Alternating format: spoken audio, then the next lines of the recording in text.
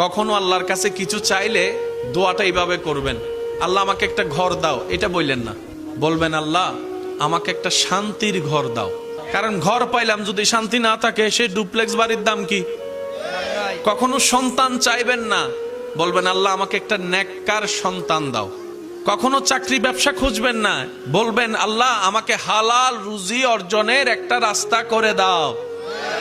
কারণ আপনার যদি সন্তান সন্ত্রাস হয়ে বসে, বাপদাদা 14 গোষ্ঠীর ইজ্জত, এই সন্তান হওয়ার চাইতো। আমি কি বুঝাতে পারছি কথা? এবার দেখেন আল্লাহ এমন দয়াবান, যারা নামাজ পড়ে তাদেরকেও দেয়, যারা নামাজ পড়ে না তাদেরকেও দেয়। কিন্তু দুই দেওয়ার মধ্যে পার্থক্য আছে। যারা আল্লাহ শুকরিয়া করে তাদেরকে আল্লাহ বাড়িয়ে দেয় এবং পরকালের সওয়াবও দেয়। এটা সবাই পায়? এটা সবাই পায়? তো এমন